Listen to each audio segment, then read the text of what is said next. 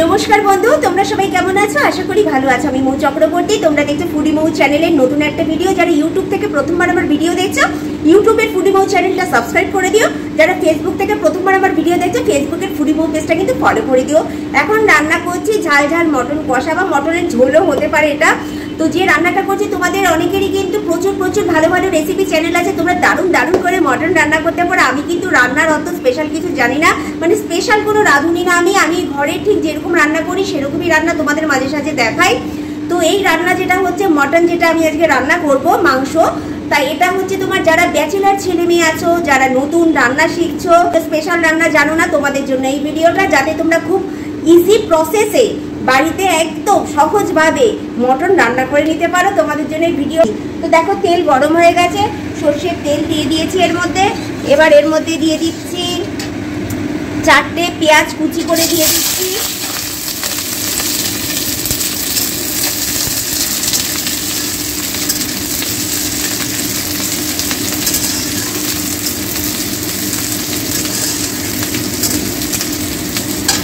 কাঁচা টমেটো কাঁচা লঙ্কা দিয়ে দিলাম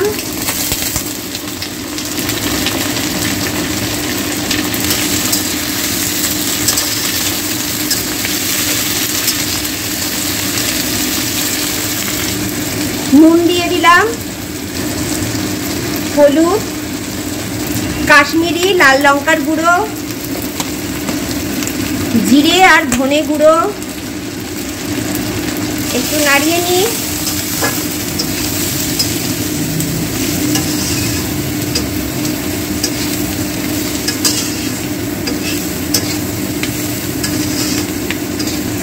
আচ্ছা এটা হচ্ছে আদা রসুন পেস্ট বাজারে 5 টাকা করে বিক্রি হয় সব রকম কোম্পানির আছে তো 4 প্যাকেট দিয়ে দেবো মানে 20 টাকার আদা রসুন পেস্ট দিয়ে দিচ্ছি 4 প্যাকেট যে আদা রসুন পেস্ট নিয়েছিলাম সেটা দিয়ে দিয়েছি তো দেখতে থাকো গ্যাসটা বাড়িয়ে দিলাম আর দেখো এর মধ্যে একটু জল দিয়ে দিচ্ছি যাতে মশলাটা পুড়ে না যায় এবার খুব ভালোভাবে এটাকে কষিয়ে নেব আমি আবারও তোমাদের বলছি তোমরা অনেকেই খুব স্পেশাল রান্না জানো তা আমার তো কোনো রেসিপি চ্যানেল না আমার তো কোনো রান্নার চ্যানেল না তো ইজি প্রসেসে যারা ব্যাচেলার ছেলে মেয়ে আছো ধরো প্রথম মটন রান্না করবে তা তাদের জন্য এই ভিডিওটা এইভাবে করে নিতে পারো এইভাবে মশলাটাকে খুব ভালোভাবে কষিয়ে নিতে হবে এমনভাবে মশলাটা কষাতে হবে যাতে মশলা থেকে তেল ছেড়ে বুঝতে পেরেছো তেলটা যাতে ছাড়ে মশলা থেকে এইভাবে মশলাটা খুব ভালোভাবে কষিয়ে নিতে হবে তো মশলাটা কষুক মশলাটা দেখো অর্ধেকের বেশি কিন্তু কষে এসছে কালারটা অনেকটাই চেঞ্জ হয়ে গেছে এবার আলুগুলো দিয়ে দিলাম মটন তো আলু ছাড়া ভালো লাগবে না ওই জন্য আলু দিয়ে দিলাম ডুমো করে কেটে রাখা 2টো আলু দিয়ে দিলাম কারণ 1 কেজি মটন আছে এবার আলু দিয়ে বাকিটা কষাতে থাকবো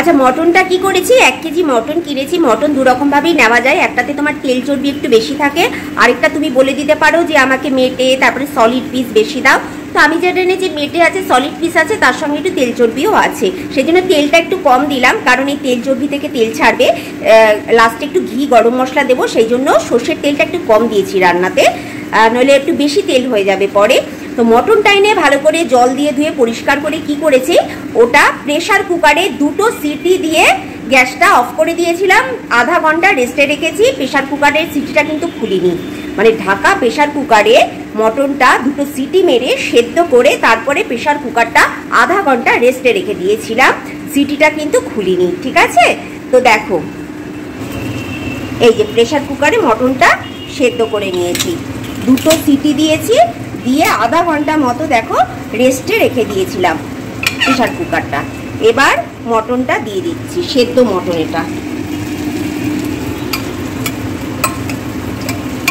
1 কেজি মটন আছে বড় সাইজের 4টে পেঁয়াজ দিয়েছি আর ওই আদা রসুন পেস্ট দিয়েছি 4টে 5 টাকা করে যে প্যাকেট।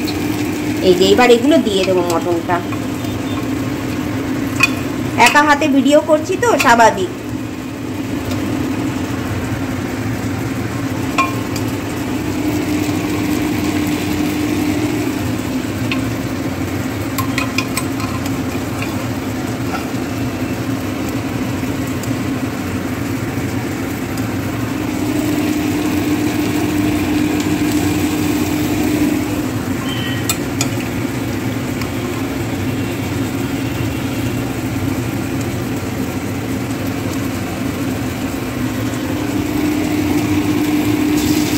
ভিডিওটা পজ করে মটনগুলো দিয়ে দিচ্ছি কড়াইতে। আচ্ছা মটনটা কিন্তু দিয়ে দিয়েছি, পুরোটাই দিয়ে দিয়েছি। এবার মটন আলু আর মশলা দিয়ে খুব ভালোভাবে এটাকে কষিয়ে নিই।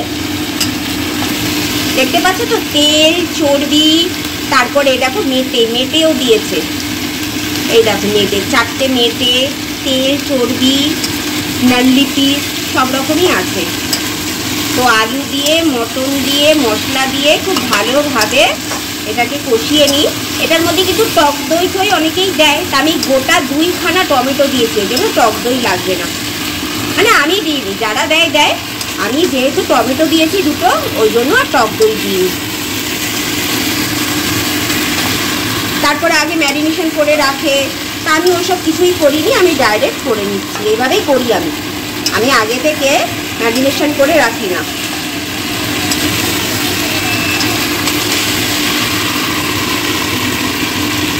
ঠিক আছে, এটাকে খুব ভালোভাবে কষিয়ে নিই যতক্ষণ না তেল ছাড়ে।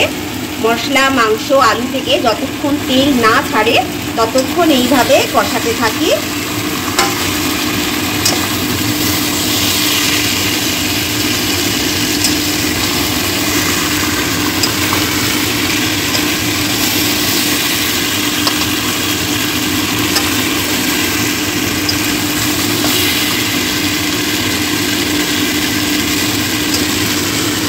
এই যে এইটা হচ্ছে পাজরা যেটাকে বলে। এই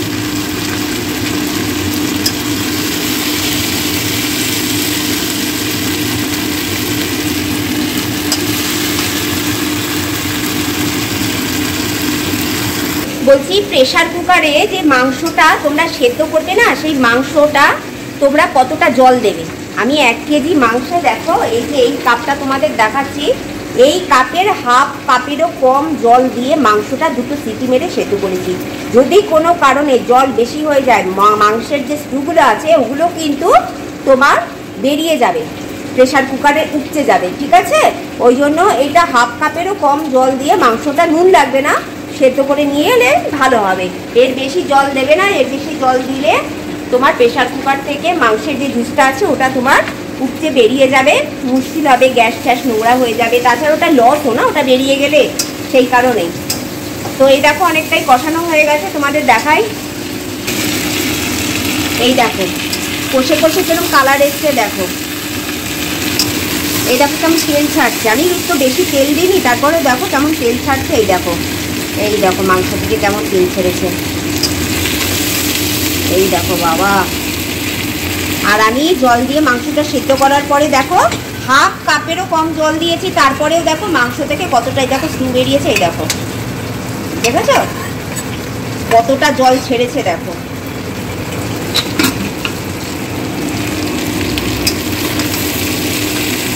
আর মাংসে যে গরম জল দেবো দেখো পাশে বসিয়ে দিয়েছি গরম জল। এটা কষানো হয়ে গেছে, এই দেখো তেল ছেড়ে দিয়েছে, তার মানে কষানো হয়ে গেছে। এই দেখো কত তেল ছেড়েছে রান্না থেকে। ভালো করে কিন্তু মশলাটা এরকম কষিয়ে নিতে হবে, তা নাহলে কিন্তু কাঁচা গন্ধ ছাড়বে মশলা থেকে।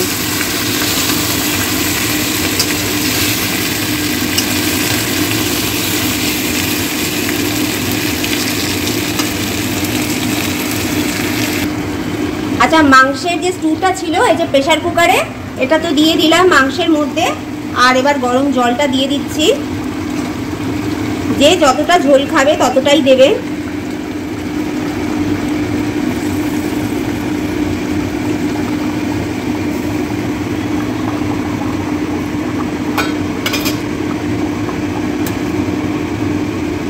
আমি এতটা মতো দিলাম, কারণ আলুটাও তো সেদ্ধ হবে। মাংসটা তো অর্ধেকের বেশি সেদ্ধ হয়ে গেছে, কিন্তু আলুটা তো সেদ্ধ হয়নি না, আলুটা তো সেদ্ধ হবে, ওই জন্য জল দিলাম। এরপরে অন্তত পক্ষে 10 মিনিট তো ফোটাতেই হবে, তা নাহলে আলুটা সেদ্ধ হবে না, আলুটা কাঁচা থেকে যাবে।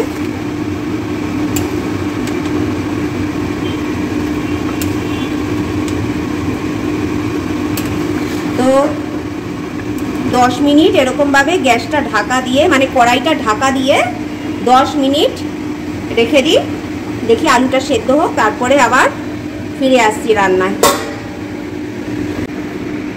বন্ধুরা 10 মিনিট হয়ে গেছে, আবার রান্নায় ফিরে এসেছি।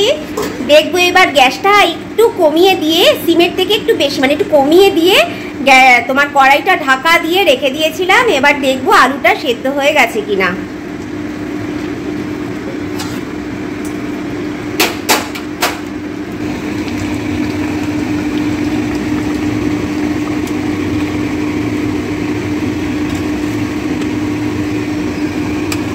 দেখছো বন্ধুরা, আমি কিন্তু এতটাই ঝোল রেখেছি, ঝোল কিন্তু কমিয়ে দিইনি আমি, কারণ আমরা ভাত দিয়ে খাবো সেই জন্য। আচ্ছা এবার দেখি আলুটা সেদ্ধ হলো কিনা। আলুগুলো তো খুব এমন বড় কাটা হয়নি, হয়তো সেদ্ধই হয়ে যাবে। এইটা দেখি কেমন, এই দেখো আলুটা পুরো সেদ্ধ হয়ে গেছে। এই আলুটা দেখে নি, এই যে এইটা,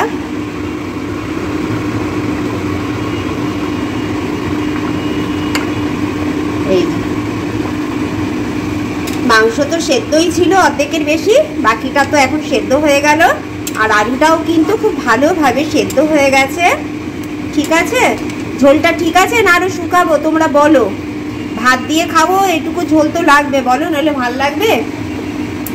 আচ্ছা এবার যেটা দিয়ে দেব সেটা হচ্ছে, দেখো গরম মশলা দিয়ে দিলাম, গরম মশলার গুঁড়ো,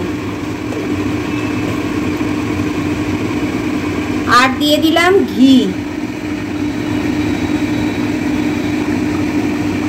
ঘি আর গরম মশলা দিয়ে দিলাম। এবার একটু ভালো করে নাড়িয়ে নিই।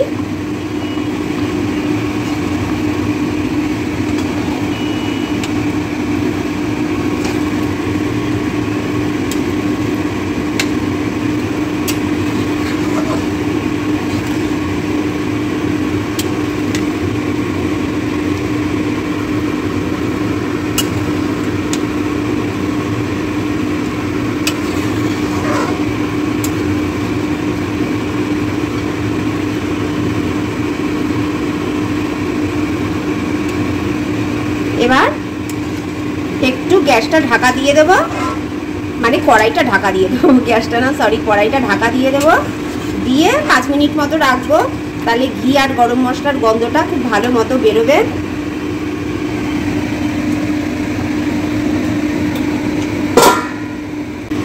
তো বন্ধুরা দেখো, ঘি আর গরম মশলা দিয়ে এরকম 5 মিনিট ঢাকা দিয়ে রেখেছিলাম কড়াইটা। তো এখন রান্না হয়ে গেছে। মটন কষা, কষা বললে ভুল হবে, এটা ঝোল হচ্ছে, হ্যাঁ মটন কারি, এটা রান্না হয়ে গেছে। তো ভিডিওটা ভালো লাগলে কিন্তু লাইক শেয়ার কমেন্টস করো। আর যাদের খুব ভালো ভালো রান্নার চ্যানেল, রেসিপি চ্যানেল, তারা তো ভীষণ ভালোভাবে এরকম মটন রান্না করে, নানা রকম প্রসেসে অনেক রকমভাবে কিন্তু মটন রান্না করতে পারে। তাদের রান্নার চ্যানেলগুলো দেখো, আমিও দেখি, তো আমি এই অর্ডিনারিভাবেই করলাম। ভিডিওটা ভালো লাগলে লাইক শেয়ার কমেন্টস করো। আর নেক্সট ভিডিও নিয়ে খুব শিগগিরই তোমাদের সামনে চলে আসবো। ততক্ষণ পর্যন্ত tata, goodbye, see you.